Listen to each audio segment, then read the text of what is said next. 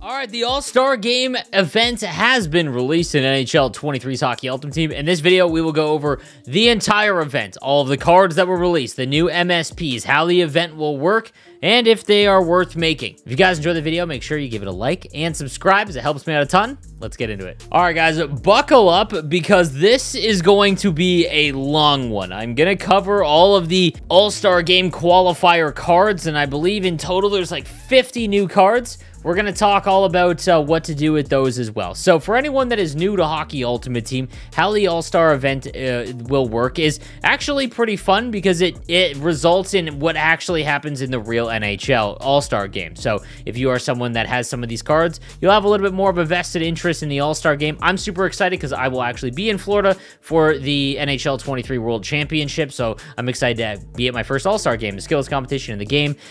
So I might try and get some of these cards to, have some, little bit of skin in the game. So that being said, for every goal that the 87 overall cards, the cards that are there representing the players that are going to compete in the actual All-Star Game, for every goal they score, they will go up +1. You need to remember, with the current format, they only play a maximum of 2 games. So just keep that in mind. You're not going to have someone that spouts off for 10 goals. Well, maybe TAGE Thompson. But other than that, there's a real possibility that, especially if you have a card from a division that loses in the first round, they only play 1 game. So some of these cards aren't going to shoot up to like 95. A lot of them are probably going to stay around, the high 80s, low 90s at best. Usually there's one that kind of pops up, but it's very hard to predict. The other thing, for goaltenders, for every, on the winning team, they go up by +4. So you have to pick the 2 goalies that you think will win the All-Star Game, and there's that. Also, it's not mentioned here, but I did get some confirmation. It does look like the skills competition will still be involved as well. For anyone that doesn't know how that works,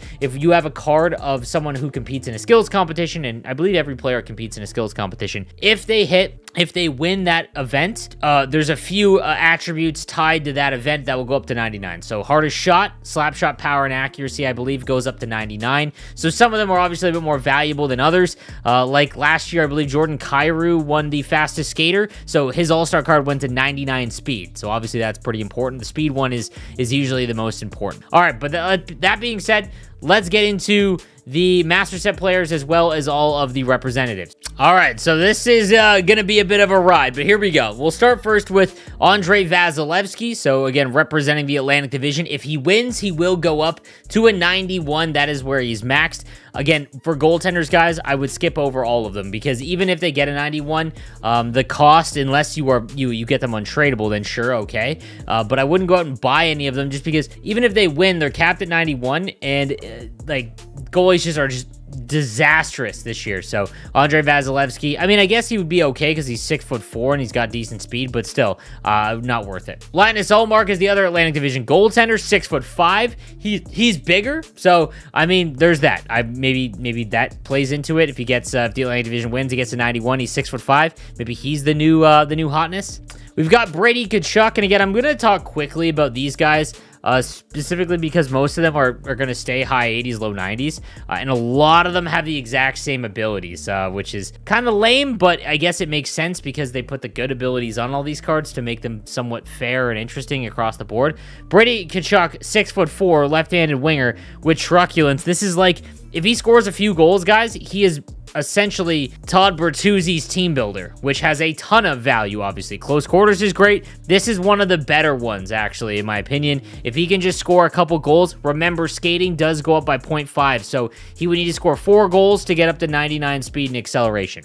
Matthew Tkachuk from the Florida Panthers has spark as well as fly the zone, so he gets up to 88 speed and acceleration. Gold close quarters, unstoppable force, and truculence.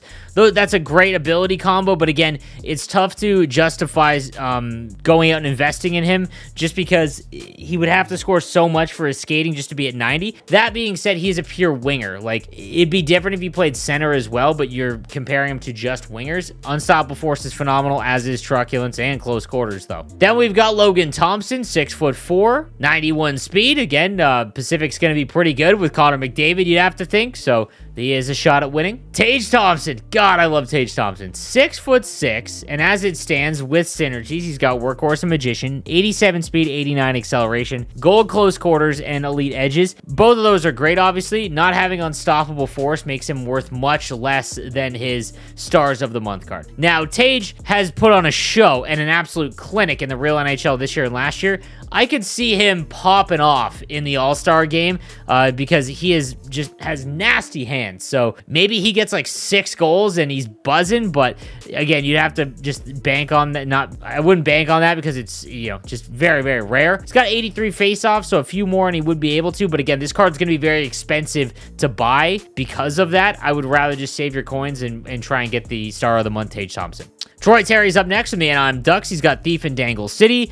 Gold Schneip is not worth it. Close Quarters is. Make it snappies, whatever. And he's 88 speed and 88 acceleration. 6 foot, just not really all that great. And he's also only a winger, can't play center. Vladimir Tarasenko from the St. Louis Blues. Gladiator and Bombarded. Bombarded is not worth it. Gladiator is, however. Gold Make It Snappy, again, not worth the points. Same with Tape to Tape, but does have unstoppable force at 6'1". Could make him a little bit interesting. Andrei Svechnikov is definitely a decent card with Workhorse and Buzzing, 6'2", 89 acceleration, 88 speed. If you can do the Michigan, guys, it is very easy with Skilled Up. It is one of the things that is super underutilized this year because of how hard it was in prior games. Like, if you've watched my co-host Kesso from my podcast, he's one of the best players in the world at Skilled Up, and he dominates with Zegras. I'm talking like he hits the Michigan every game. It's so easy with this ability turned on, and he's got unstoppable force and elite edges.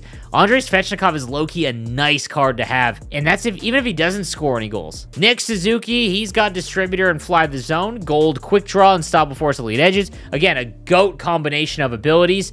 He needs to score a few goals, though, to get his face-off rating up a bit higher.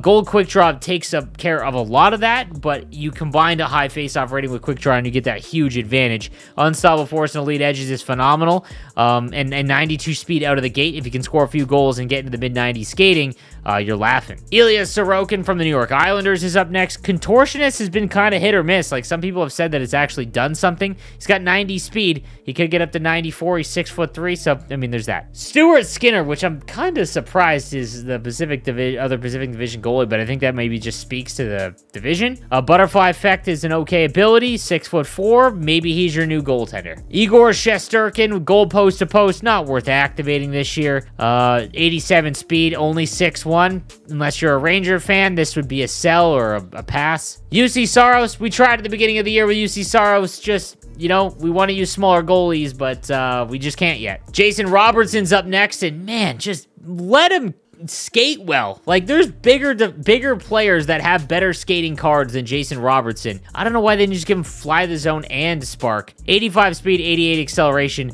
Gold Schneip, Make It Snappy, Shock and Awe. Like, cool. I get like bad ability combo, very bad speed. I want this card. I want to have a really fun Jason Robertson card, and I feel like we're not going to get it until Team of the Season. Former Niagara Ice Dog, love Robertson, but this is an easy pass for me. Mikko Rantanen is one of the better ones. Protector and Light the Lamp. He's 6'4", only 87 speed and acceleration, but gold unstoppable force and elite edges on someone who's 6'4". Again, if you play in Division 2 and Division 1 and you're really good at HUT champs, these are the kind of cards that are really, really valuable because of how the game is played at that high end. If you're someone who goes end to end a lot, he's not going to have nearly as much value. Elias Pettersson's up next, 6'2", 176. The issue with Elias Pettersson cards, a lot like Mitch Marner, is he just gets knocked out the puck so easily. He's got unstoppable force, so could be kind of interesting. He's got 90 speed, 89 acceleration. I wouldn't activate Third Eye or Schneip, and he's only got 86 on the draw with Thief activated, so probably going to have to play wing. But still, it makes him, for Vancouver fans, if you're looking for Elias Pettersson card, having Unstoppable Force makes him much more viable. David Pasternak is up next, and this is better than his X Factor because he only has 83 agility, but he has elite edges to help make up with that. I think that was the issue with his X Factor card. Well, you know, his skating, everything was great. Not having elite edges on his X Factor really damns him because he only has 83 agility. Like, I feel like that's a typo, but nonetheless makes him half decent. Artemi Panarin, I've hated Artemi Panarin cards a lot lot like just, again, Mitch Marner and cards like that. This one's got Unstoppable Force and Elite Edges. Like I said, a lot of these cards have the exact same abilities. And again, that makes him a lot more fun to use because he's not going to get knocked off the puck nearly as easy. Alex Ovechkin, 87 overall with Distributor and Wingman, 88 speed, 87 acceleration. So slow. Gold Shock and all make it snappy. Silver Close Quarters is definitely usable. There's way better Alex Ovechkin cards if you're looking for one.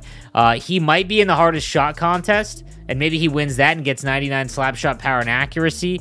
But a lot of the time you're taking wrist shots more than slap shots, so that's something to keep in mind. Brock Nelson from the New York Islanders with Make It Snappy, Snipe, and Big Rig. Again, pretty brutal combination. He is 6'4", has Thief, 89 faceoffs. If he can score a few because of how big he is, the only issue is he has no ability. So, like, he'd be a good, like, bottom, like, you know, third, fourth line because he's got a good faceoff rating and he's huge, but there's, you know, there's no abilities you want to activate on him. Josh Morrissey from the Winnipeg Jets, Thief as well as Booming Shot, Gold Heat Seeker, and Seeing Eye. I've talked about Seeing Eye quite a bit. I just don't see how they're going to get a lot of goals. I mean, even though defensemen are, you know, like they'll do a lot of goofing around in those games. 92 defensive awareness, he's okay. The one thing I think is if he falls in price because he's not that popular, maybe you could use him on a no money spent team and get him pretty cheap because, you know, again, having a 92 defensive awareness, 91 body checking, and Seeing Eye, that's kind of useful. Connor McDavid, Thief, as well as Light the Lamp, Gold Wheels, Puck on a String, and Ankle Breaker. Again, I'm not huge on these abilities, but he's 94 speed, 94 acceleration. This is essentially the base version. Gotta remember, guys, it appears that Connor McDavid in the All-Star game doesn't try and score a lot. He tries to set people up, so don't bank on Connor McDavid having like 15 goals.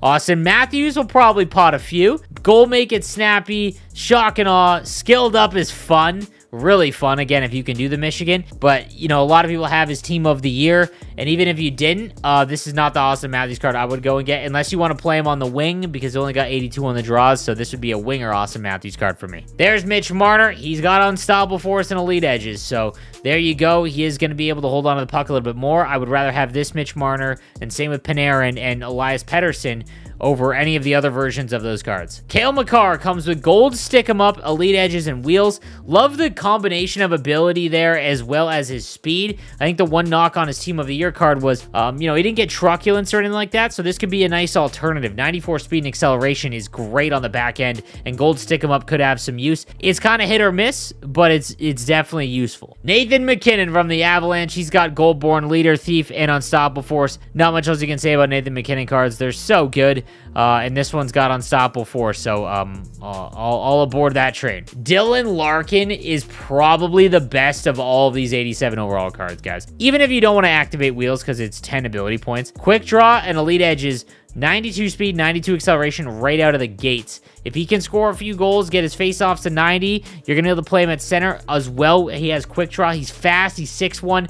This is the card that if he's like, if they're all going for like 80 to 100K in terms of their all-star cards, this is the one I'd probably try and get. Next up, we've got Nikita Kucherov with Gladiator and Booming Shots.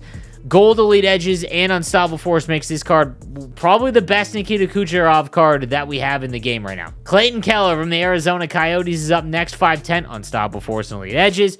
Makes him a little bit more viable because of his size. 90 speed, 90 acceleration. He's got to score a few because of his size to make him a little bit more useful. Erik Karlsson from my San Jose Sharks. Elite Edges and this is the forward Erik Karlsson. Like, bad abilities for a defenseman. I think, like, this is kind of like the knockoff Team of the Year Cale Makar. He's only got 82 body checking. I would definitely rather have that Wacky Wednesday 90 overall Erik Karlsson card if I was going to get one. Kirill Kaprizov with Thief and Protector, Elite Edges, Unstoppable Force. Again, smaller guys that are 5'10" and under 6 feet, if they have Unstoppable Force, makes them much more viable. Then we've got NAZEM Kadri. He's got Magician, Gladiator, Truculence in close quarters. Could be a really fun card with Truculence.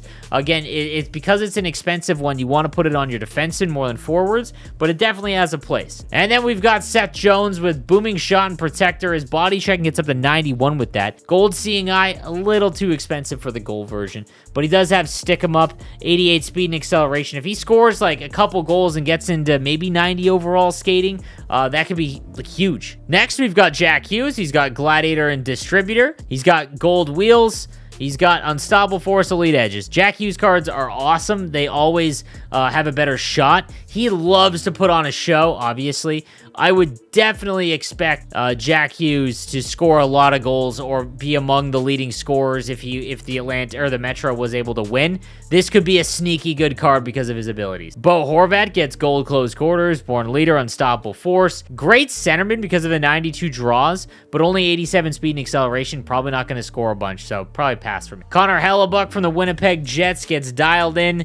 Again, we talked about goaltenders, sure. Kevin Hayes is also an interesting player if you are one of those guys that are in the higher divisions. Distributor and Thief, 88 on the faceoff at 87. If he scores a few goals, he's got silver quick draw and close quarters at 6'5", definitely a useful card. Johnny Gaudreau at 5'9", gets booming shot, gladiator, elite edges, and tape to tape third eye. You can ignore these. I wish he got Unstoppable Force because he's so small and quick. It would make him a little bit more interesting. Elite edges has been okay, but you can go make his 88 spotlight master set from the very beginning of the game. Adam Fox comes with gold stick 'em up as well as booming shot and bombarded. Same thing as Carlson. I would just much rather have Adam Fox's Wacky Wednesday card with Truculence. I think it's a way better version of this card.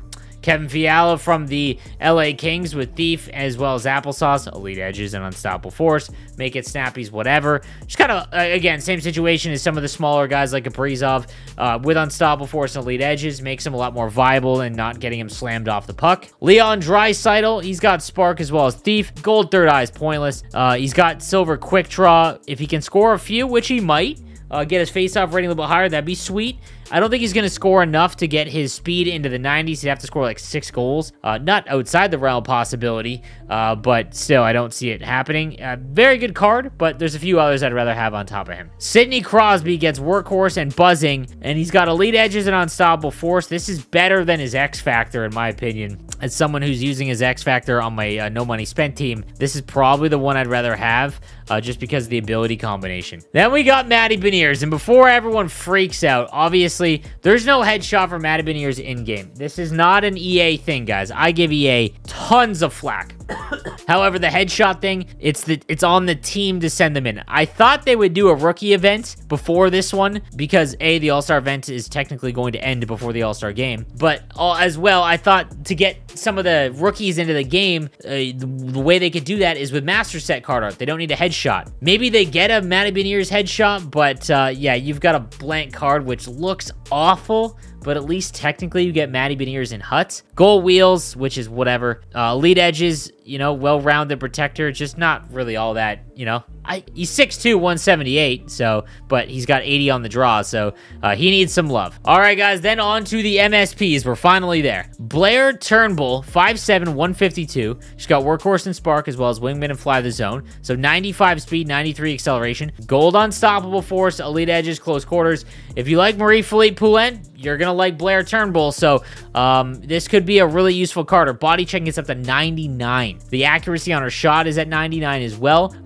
Again, going up against Marie-Philippe Poulin cards are super frustrating because you can't bump them off the puck because they're so small, too. They just kind of have this, like, force field. I mean, this could be a really useful card. Could be fun. Then we've got Wayne Simmons, 92 overall, 6'2", 184, with Buzzing as well as Wingman, so he can get up to 93 speed. And then he's got Magician and Dangle City. I'd much rather have Magician. So 93 speed, 92 acceleration. And he's got, he can get up to 95 agility, which is very helpful. 99 body checking, 89 defensive awareness. And then he's got gold close quarters. It's really expensive unless he's like your first line winger. Silver Truculence is great. I love tipping the big ones home, guys, but I don't find any big benefit from Big Tipper. But maybe with Total Eclipse and Big Tipper combined, we could get some really fun creativity from the point. I just haven't seen a lot of it and I tip pucks on net probably more than anyone in this game. 6'2". I kind of wish he had Unstoppable Force because he was 184 and they gave it to everybody. But 93 speed, 92 acceleration, definitely a very, very good right-handed winger. Then we've got Joe Sakic. He's got Bombarded or Booming Shot. Much rather go Booming Shot, as well as Thief and Gladiator. Probably go Thief. This is a nice card because of lineup flexibility. He's got Elite Edges. Again, very expensive, so if he's not on your first line, you're probably not going to use that. Schneip is whatever. Quick Draw is good if he plays center. and then make it snappy. Like, he's got 91 speed, 94 acceleration, which is good, but, you know, again, these cards are going to cost quite a bit. 99 agility is phenomenal, and his wrist shot is perfect. I think it's a very good card. It's just a weird ability combo, and there's a lot of good left-handed wingers right now, so just kind of tough. And he's only got 81 body checking, so he's not bumping anyone off the puck. Nick Lidstrom is a very good-looking card here. 6'1", 190. He's got wingman or workhorse, so you can go 94 speed or acceleration. I think acceleration is more important on defensemen. And then he's got Light the Lamp.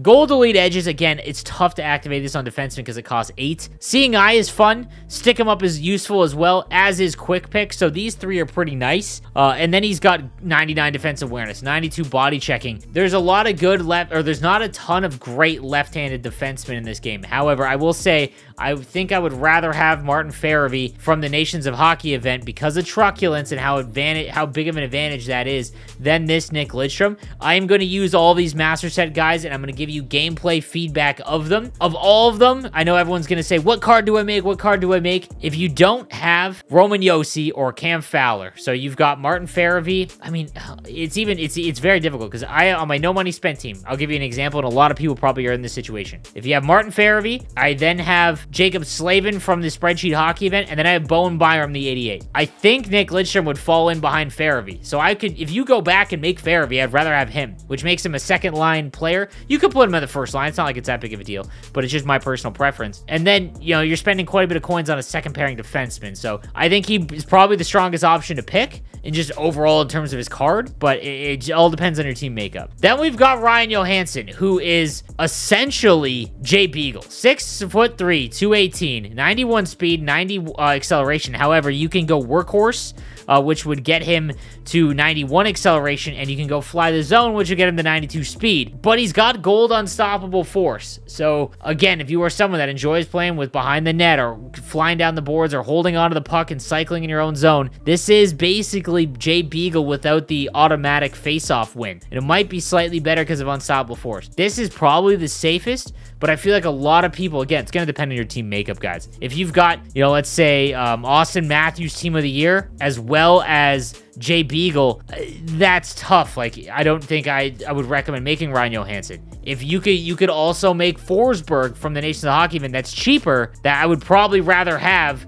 just when you consider everything. So I'm going to talk about the master sets in the future video in terms of ranking them, but I don't think there's any S tier must make MSPs from this event. All right, so I'm glad you've stuck with me so far. Let's take a look at the sets, the All-Star event sets and how they work. It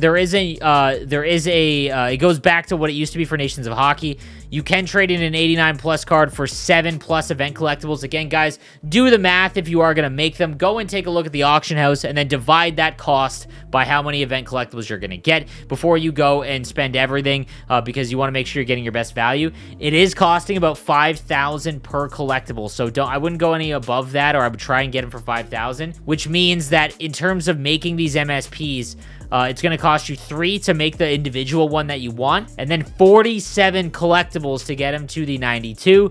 That's 250,000 coins at the current price, which is why I think this event isn't super good from an MSP standpoint, because I think there's a lot of cheaper Master Set players that have already been released in prior events. Some of the other sets, guys, so there's NHL All-Star Weekend sets. You can trade in 30, which is about 150,000 coins. This set is a choice pack of 1 of 2 from whatever division you choose. Not worth it, guys. You might get both goalies. Do not do this. Terrible, terrible pack, or terrible event set there. And then you can also do, for 2 event collectibles, you can get a random choice pack for the MSPs. I wouldn't do that. I mean, I wouldn't do that because if you're going to make one, it's very team specific. It is very, very specific on how your team is, because I don't think that there is any must makes from this event. There is objectives like there has been in the past. Again, you can technically get a free MSP by just playing the game. However, you have to do it with all-star cards, which is very expensive, because the event cards are all pretty expensive because they go up in overall if they score a lot and if they participate in the skills competition.